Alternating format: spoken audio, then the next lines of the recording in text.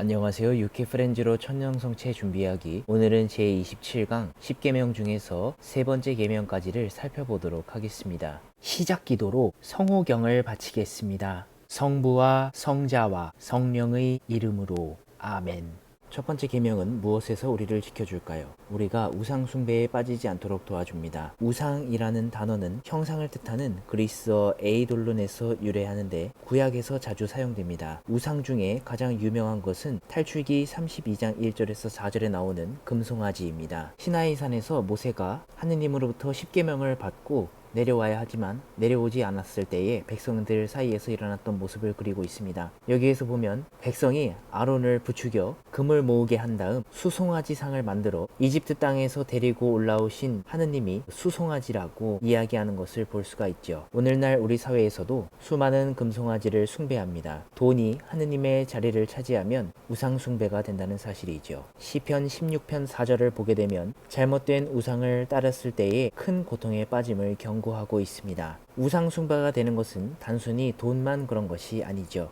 가족들 간의 대화 없이 모든 시간을 스마트폰을 하는 행위에만 몰두하면 우상 숭배가 되어버립니다. 유명 연예인이나 드라마, 좋아하는 음식, 전자제품, 자동차나 명품 등의 온 마음을 빼앗겨 사는 태도는 우리가 경계해야 할 우상 숭배라는 사실입니다. 두 번째 계명인 하느님의 이름을 함부로 부르지 말라는 말은 무슨 뜻일까요? 하느님께서는 우리에게 당신의 거룩한 이름을 맡기셨습니다. 따라서 절대로 하느님의 이름을 함부로 사용해서는 안 된다는 것을 의미하죠. 구약의 탈출기 3장 1절에서 15절을 보게 되면 모세에게 나는 있는 나다 라고 하느님께서 당신 이름을 알려주셨습니다. 우리가 부모님을 부르거나 친구의 이름을 부르며 대화를 나누듯이 그분의 이름을 부르며 기도할 수가 있지요. 하지만 그분의 이름을 함부로 사용하거나 장난삼아 이야기해서는 안 됩니다. 또한 하느님의 이름을 걸고 누군가에게 맹세를 하거나 저주를 퍼붓는 것은 아주 큰 죄를 짓는 것이지요. 성경에서 하느님의 이름의 권능에 대해 가장 힘있게 이야기하는 구절을 발견할 수 있습니다. 바오로 사도가 로마서 10장 13절에서 말씀하신 것처럼 주님의 이름을 받들어 부르는 이는 모두 구원을 받을 것이라고 말이죠. 이처럼 거룩하신 하느님의 이름은 이스라엘 백성들에게 너무나 거룩해서 함부로 말할 수 없었다는 사실입니다. 이에 관하여 좀 더 자세히 살펴보도록 하겠습니다. 하느님 명칭에 관한 보충을 해보도록 하겠습니다. 야훼라는 단어는 창세기 2장 4절에서 처음으로 등장합니다. 탈출기 3장 14절의 다음의 말씀과 연관됩니다. 주님께서 모세에게 나는 있는 나다 라고 말씀하신 이 부분이 그렇습니다. 에흐예 아슈에르 에흐예라고 하는데 에흐예는 하느님께서 당신 스스로를 말씀하신 단어입니다. 나라는 뜻인데 하야동사라는 것에서 파생된 명사입니다. 이 뜻은 하느님이 존재의 제1원인으로 존재 자체를 가능하게 하시며 그 속성 자체가 존재이신 분이라는 것입니다. 그래서 에흐예이신 하느님을 어떻게 불러야 할까요? 라고 물을 수 있습니다. 하느님 또는 주님이라고 불러야 맞을 것이죠. 이는 하야 동사의 남성 단수형인 이흐예에서 유래한 이름이며 그것이 야훼가 되었다라는 주장이 있습니다. 이처럼 변화를 했다는 것이겠지요. 그렇다면 왜 이스라엘 사람들은 하느님을 야훼라고 부르지 않을까요? 역사적으로 살펴보면 이스라엘 민족들은 왕국이 멸망하고 난 뒤에 바빌론으로 유배를 가게 되었습니다. 유배에서 돌아온 시점이 기원전 538년경이었는데 유배에서 돌아온 이후에 하느님의 이름을 부정한 인간의 입술로 발음하면 안 된다는 두려움 때문이었습니다. 왜냐하면 탈출기 20장 7절의 10계명 중에 제1계명인 하느님의 이름을 함부로 부르지 말라는 것과 레위기 24장 10절에서 16절의 규정인 하느님을 어길 수 있기 때문이었습니다. 이후에 사람들은 하느님의 이름을 호칭하는 것을 금지한 지 2000여 년의 세월이 흐르는 동안 발음을 하는 방법을 까먹게 되었죠. 그런데 1381년경 도미니코 수도 회원인 레이문두스 마르티누스는 탈출기 3장 15절의 아도나이라는 단어가 있는데 이것은 나의 주님이라는 뜻입니다. 하느님 이름의 고유한 표기라고 오해하게 되었습니다. 그리고 1518년에 교황 레오 10세의 고해 신부였던 갈라티누스가 라틴어식 발음으로 여호와라고 제안을 하게 되었습니다. 이때까지 아무도 야훼에 대한 발음을 밝히려 하지 않았던 것이지요. 그런데 이것도 하나의 오해 또는 실수에서 비롯되었습니다.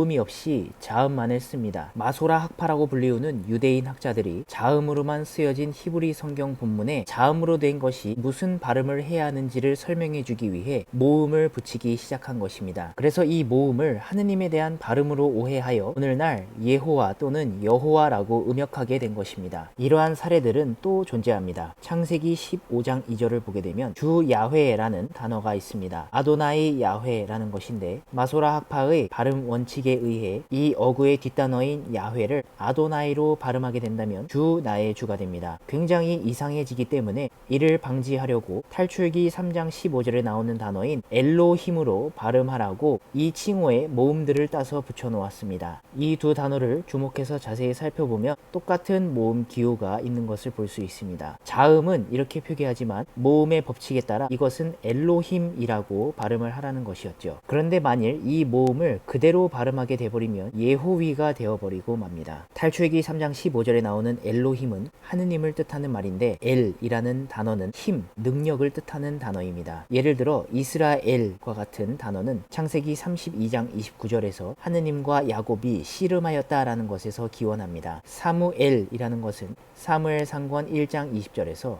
하느님께서 한나의 간구를 들으셨다 해서 기원합니다. 프니엘이라는 단어는 창세기 32장 31절에서 야곱이 하느님을 대면했지만 목숨을 건졌다는 의미이며 임마누엘이라는 것은 이사야서 7장 14절에 하느님께서 우리와 함께 계신다 의미합니다. 그렇기 때문에 이 단어는 야훼라고 발음을 해야 되는데 그 이유는 성경의 외적인 자료들에서도 찾을 수가 있지요. 고대 교부들의 증거를 따를 수가 있겠습니다. 3세기경에 알렉산드리아의 클레멘스는 야훼 또는 야외로, 오리게네스와 키레네의 테오도로스, 에피파니우스는 야훼로 음역을 하게 되었습니다. 또한 야훼 이름에 두 가지 축소형이 있는데 야라는 단어와 야후라는 단어가 있습니다. 요나탄, 느타냐라고 하는 이 단어는 하느님께서 주셨다라는 뜻입니다. 예후라는 것은 야훼께서 구원이시다 라는 뜻이며 시편에 나오는 할렐루야라는 것은 야훼의 축소형이 단어 끝에서 전미형으로 사용되었기 때문입니다. 이 할렐루야는 가톨릭에서는 알렐루야로 발음을 합니다. 그 이유는 할렐루야가 라틴어로 번역되는 과정에서 알렐루야로 H 발음이 묵음이 되었기 때문입니다. 쿰란 공동체의 성경 사본을 보게 되면 기원전 번역된 그리스어 구약 성경의 레위기 4장 26절에서 28절의 말씀에서 하느님의 이름을 그리스어 알파벳이 야오와 비슷한 발음인 야훼가 더 가까운 발음일 것으로 추정하게 하는 증거로 제시가 될 수 있지요. 가톨릭 교회에서는 하느님을 어떻게 부를까요? 성교황 요한 바오로 2세께서 재임 중이셨던 2001년에 교황청의 경신성사성에서 진정한 전례라는 훈령을 발표하게 됩니다. 이 훈령의 41항의 세부 내용에서 다음과 같이 이야기하고 있습니다. 오랜 전통에 따라 히브리 말로 야훼, 라틴말로 도미누스라고 표현되는 전능하신 하느님의 이름은 해당 모국어로 여기에 해당하는 낱말로 표기되어야 한다는 것이죠. 거룩한 네 글자로 표현되는 하느님 이름을 전례에서 사용하거나 발음하지 말고 주님으로 표현해야 한다는 지침인 것입니다. 아도나이 그리고 야훼가 연이어 나왔던 창세기 15장 2절은 그리스말 성경 번역본인 70인역과 라틴말 번역본인 대중 라틴말 성경과 마찬가지로 아도나이는 주님으로, 야훼는 주 하느님으로 번역한다는 지침을 2008년 한국 천주교 주교회의 가을 정기 총회에서 결정하게 되었습니다. 두 번째 계명은 무엇에서 우리를 지켜줄까요? 하느님께 대한 잘못된 생각을 고쳐주고 하느님을 올바로 흠숭할 수 있도록 우리를 지켜줍니다. 하느님이 계시지 않는다고 생각하며 그분을 함부로 말하거나 그분이 듣지 않을 거라고 생각하며 하느님을 귀머거리로 여기며 그분께 열심히 기도하는 사람을 비웃고 성당에서 무례한 행동을 하며 그분을 욕되게 하는 것처럼 하느님이 계시지 않는 듯한 행동은 잘못된 모습입니다. 하느님을 경외한다는 것은 탈출기 3장 5절의 말씀처럼 형언할 수 없는 신비로움과 거룩함이 가득한 하느님과 인간이 마주했을 때에 그분께 대한 존경과 흠숭 그리고 그분의 크심을 느끼는 태도를 뜻합니다. 무릎을 꿇는 동작은 하느님의 현존과 전능하심 앞에서 겸손함을 보이며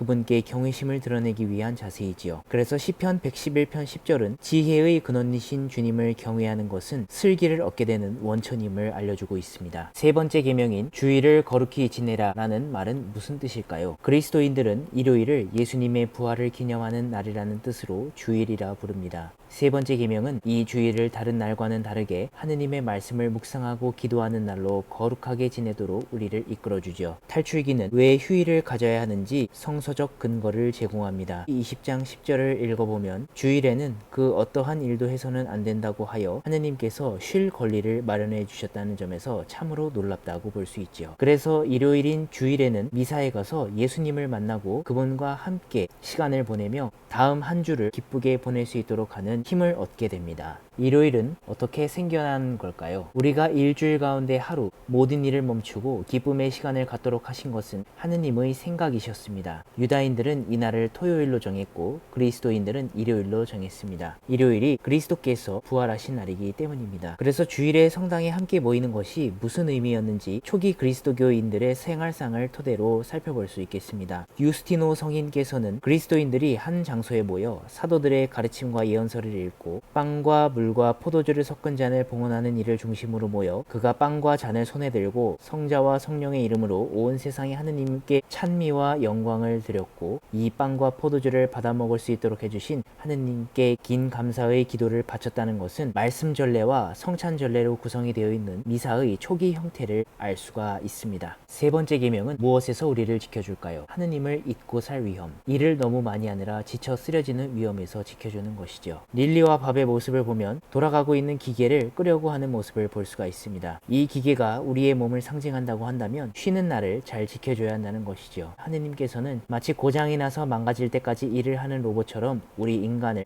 그렇게 창조하지 않으셨기 때문입니다. 고대 이스라엘에서는 안식일에 금지된 것이 정말 많았습니다. 불을 켜거나 끄는 일, 물건을 다른 곳으로 옮기는 일마저 할 수 없었고 오늘날의 유대교 사람들은 엘리베이터의 버튼을 누르는 것조차 할 수가 없을 지경이 되었죠. 안식일의 규정을 지킨다는 것은 말 그대로 아무것도 하지 않는 것이 아니라 자선을 실천하고 주님을 만나며 찬미와 감사를 드리는 행위에서 안식일의 올바른 의미를 생각해 볼 수 있어야겠습니다. 그리스도인들은 어떻게 주일을 거룩하게 지킬까요? 주일은 하느님과 함께 기쁨의 잔치를 보내는 날입니다. 주일의 중요성에 대해서 역사적으로 살펴본다면 304년경 아프리카 아비티나에서 그리스도인 49명이 성찬례를 거행하다가 병사들에게 잡혀가 황제에 의해 카르타고로 이송되어 순교하였고 목숨의 위협에도 불구하고 성찬례를 거행한 것이었죠. 주일의 중요성을 우리가 생각해 볼 때에 주님의 날에 모든 신자가 함께 성당에 모여 미사에 참여하는 것은 주일을 거룩하게 지내야 하는 그리스도인들의 마음을 상징하는 것이라 볼 수 있겠습니다. 그래서 주일에 성당 안으로 입당하는 복사가 되어 사제와 함께 미사에 참여하는 이 모습처럼 우리는 주일에 종교적 삶 안에 깊이 새겨져 있는 인간적 소망을 깨닫고 하느님의 존재 자체를 드러내는 이 거룩한 삶으로의 초대를 받게 되는 주님이신 예수님을 만나러 성당에 갈 수 있도록 해야 하겠습니다. 마침 기도로 성호경을 바치겠습니다.